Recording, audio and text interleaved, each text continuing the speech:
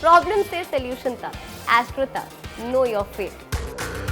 जब कोई व्यक्ति पैदा होता है तो अपने कर्मों के अनुसार उसका जन्म होता है और वो कर्म इस जीवन में आपको भुगतने पड़ते हैं। अच्छे होंगे तो अच्छे प्रभाव से और बुरे होंगे तो बुरे प्रभाव से, लेकिन कर्म के बंधन से मुक्ति सामान्यतः नहीं मिलती है।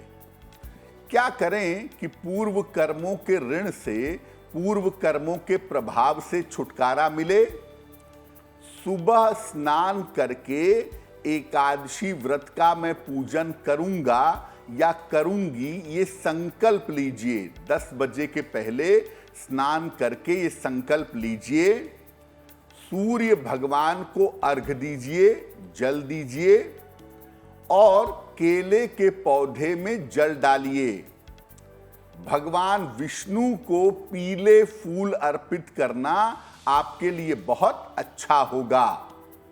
इसके बाद श्रीमद् भगवत गीता के 11वें अध्याय का आपको पाठ करना है।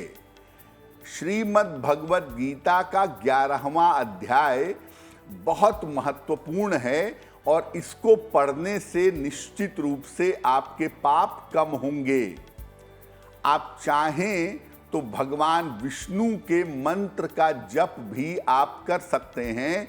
भगवान विष्णु के मंत्रों का जप करना भी अच्छा होगा और मंत्र होगा ओम हरये नमः, ओम हरये नमः। इस मंत्र का जप करिएगा और संध्या काल में, शाम के समय में गरीबों को अन्न का या भोजन का दान करिएगा।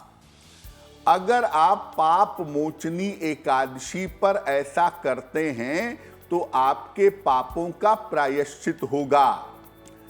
इस ऐड को स्किप करना तो बहुत मुश्किल है, पर लाइफ की प्रॉब्लम्स का सोल्यूशन ढूंढना आसान।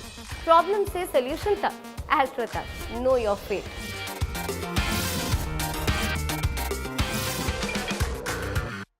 जो महत्वपूर्ण बात समझने वाली है वो ये है कि देखिए, भगवान का जो नाम है, कलयुग में ऐसा कहा गया है कि भगवान का नाम जप करने से ही व्यक्ति को मुक्ति मिल सकती है।